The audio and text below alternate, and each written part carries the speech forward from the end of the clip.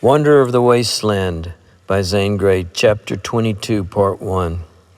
When the following March came, Adam had been a week plodding southward over the yucca plateaus of the Mojave.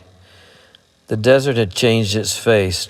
Left behind were the rare calico vein ranges of mountains, the royal purple porphyries, the wonderful white granites, the green-blue coppers, the yellow sulfurs, and the ruddy red irons. This desert had color, but not so vivid, not so striking, and it had become more hospitable to the survival of plant life. The sandy floor was no longer monotonously gray. Adam loved the grotesque yucca trees. They were really trees that afforded shade and firewood, and they brought back no bittersweet memories like the Palo Verdes. The yuccas were fresh and green, renewed in the spring from the dusty gray, sunburnt trees that they had been in the autumn. Many of them bore great cone-shaped buds about to open, and on others had blossomed large white flowers with streaks of pink. A yucca forest presented a strange sight. These desert trees were deformed, weird, bristling, shaggy trunked, with grotesque shapes like specters in torture. Adam traveled leisurely, although a nameless and invisible hand seemed to beckon him from the beyond. His wandering steps were again guided, and something awaited him far down toward the Rio Colorado. He was completing a vast circle of the desert, and he could not resist that call, that wandering quest down toward the place which had given the color and direction to his life. But the way must be long, and as there were the thorns and rocks for his feet, so must there be bruises to his spirit. At night, on the moon-blanched desert under the weird spectral-armed yuccas, Adam had revelation of the clearness of teaching that was to become his. The years had been preparing him. When would come his supreme trial? What would it be? And there came a whisper out of the lonely darkness on the cool night wind that someday he would go back to find the grave of his brother and to meet the punishment that was his due. Then all that was physical, all that was fierce, enduring, natural, thrust the thought from him. But though the savage desert life in him burned strong and resistless, yet he began to hear anew a different, a higher voice of conscience. He imagined he stifled it with fiercely repudiating gestures, but all the wonderful strength of his brawny hands, magnified 1,000 times, could not thrust a thought from him. Towards sunset one day, Adam was down on the level desert floor, plodding along a sandy trail around the western wall of San Jacinto. The first Bisagni cacti he saw seemed to greet him as old friends. They were small, only a foot or so high, and sparsely scattered over the long rocky slope that led to the base of the mountain wall. The tops of these cacti were as pink as wild roses. Adam was sweeping his gaze along to see how far they grew out on the desert when he discovered that his burro Jenny had espied moving objects. Coming toward Adam, still a good distance away, were two men and two burros, one of which appeared to have a rider. Presently, they appeared to see Adam, for they halted, burros and all, for a moment. It struck Adam that when they started on again, they sheered a little off a straight following of the trail, whereupon Adam too sheered a little off, so as to pass near them. When they got fairly close, he saw two rough-looking men, one driving a packed burro and the other leading a burro upon which was a ragged slip of a girl. The sunlight caught a brown flash of her face.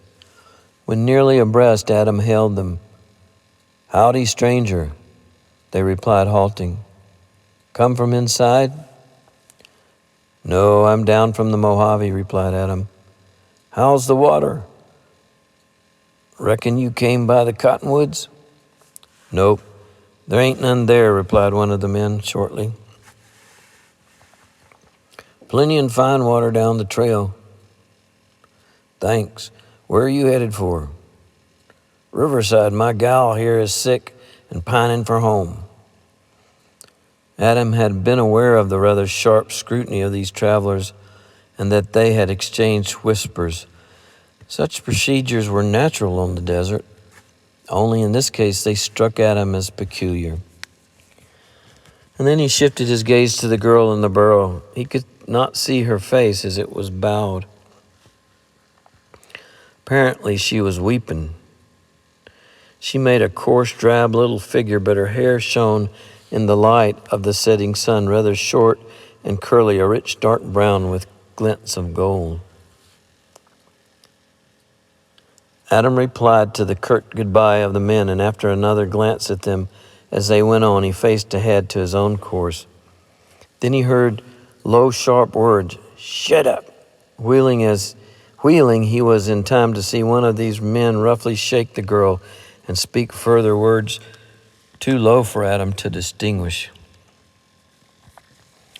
Adam's natural conclusion was that the father had impatiently admonished the child for crying.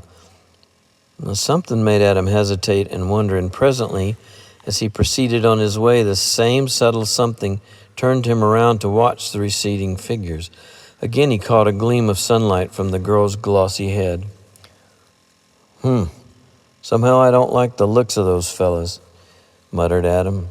He was annoyed with himself, first for being so inquisitive, and secondly for not having gone over to take a closer look at them.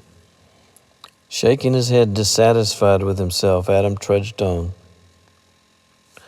"They said no water at the cottonwood," went on Adam. "No water when the peak is still white with snow. Either they lied or didn't know." Adam turned again to gaze after the little party. He had nothing tangible upon which to hang suspicions. He went on, then wheeled about once more, realizing that the farther on he traveled, the stronger grew his desire to look back. Suddenly the feeling cleared of its vagueness. No longer curiosity, it had been his thoughts that had inhibited him. "I'll go back," said Adam, tying his burro to greasewood bushes near the trail. He started to stride back over the ground he'd covered. After a while he caught a glimmer of firelight through the darkness. They'd made a dry camp hardly 5 miles beyond the place where Adam had passed them. It developed that these travelers had gone off the trail to camp in a wide, deep wash.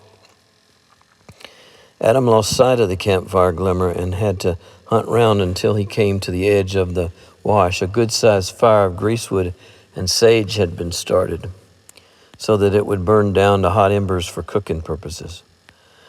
As Adam stalked out of the gloom into the camp, he saw both men busy with preparations for the meal. The girl sat in a disconsolate attitude. She espied Adam before either of the men heard him. Adam saw her quiver and start erect.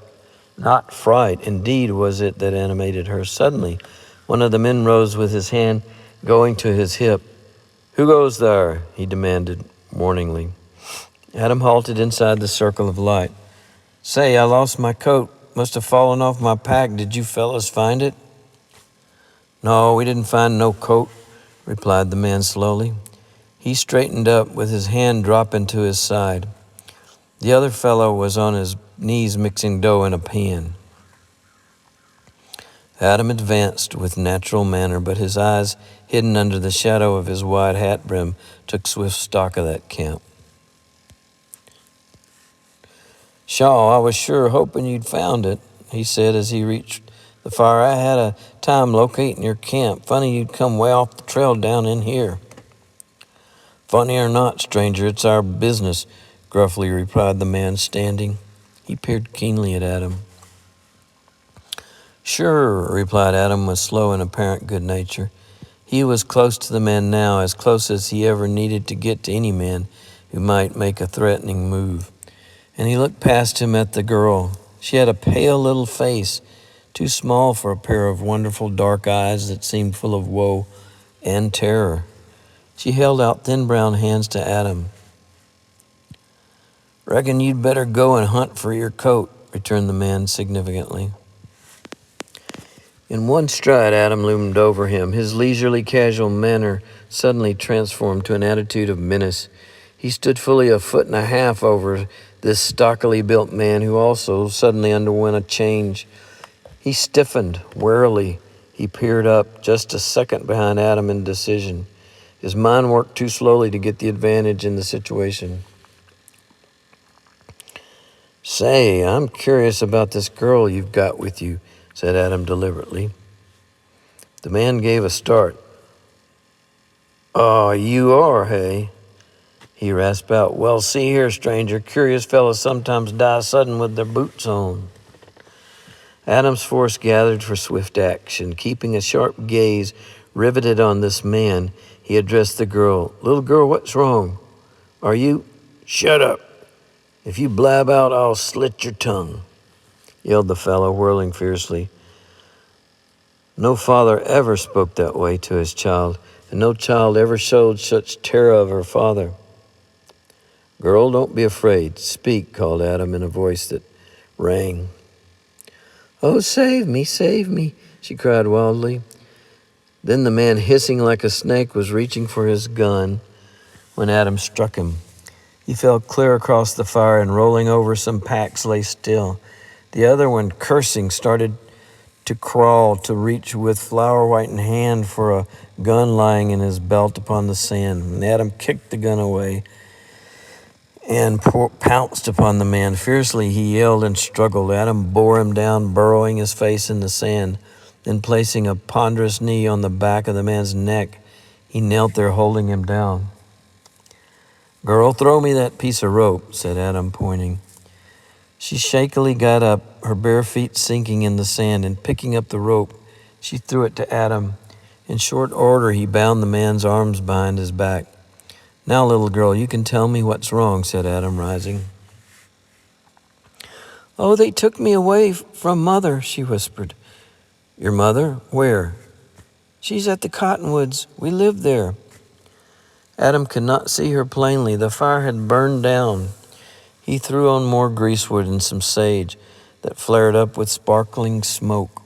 Then he drew the girl to the light. What a thin arm she had, and in the small face and staring eyes he read more than the fear that seemed now losing its intensity.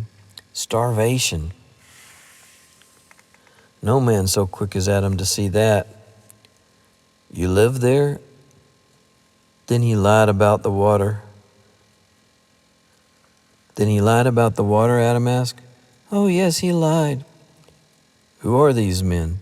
"I don't know. They camped at the water. I was out gathering firewood. One of them, the one you hit, grabbed me and carried me off. He put his hand on my mouth. Then the other men came with the burros. My mother's sick. She didn't know what happened. She'll be terribly frightened. Oh, please take me home." "Indeed I will," replied Adam heartily. "Don't worry any more. Come now, walk right behind me." Adam led the way out of camp without another glance at the two men, one of whom was groaning. The girl kept close at Adam's heels, away from the circle of campfire glow. He could see the gray aisles of clean sand between the clumps of greasewood, and he wound in and out between these until he found the trail. Suddenly he remembered the girl had no shoes. "You'll stick your feet on full of cactus," he said. "You should have on your shoes." "I have no shoes," she replied. "But cactus doesn't hurt me, except the cholla. Do you know cholla? Even the Indians think cholla is bad." "I guess I do, little girl. Let me carry you." "I can walk." So they set off on the starlit trail, and here she walked beside him. Adam noted that she was taller than he would have taken her to be, her small head coming up to his elbow. She had the free stride of an Indian. He gazed out across the level gray and drab desert. Whatever way he directed his wandering steps over this land of waste, he was always gravitating toward new adventure. For him, the lonely reaches and the rock-ribbed canyons were sure to harbor, sooner or later, some humanity that drew him like a magnet. Everywhere the desert had its evil, its suffering, its youth and age. The heat of Adam's anger subsided with the thought that somehow he had let the ruffians off easily, and the presence of the girl, a mere child, apparently for all her height, brought home to him the mystery, the sorrow, the marvel of life on the desert. A sick woman with a child living in the lonely shadow of San Jacinto. Adam felt in this girl's presence, as he had seen starvation in her face, a cruelty of life, of fate. But how infinitely grateful he felt for the random wandering steps which had led him down that trail. End of chapter 22, part 1.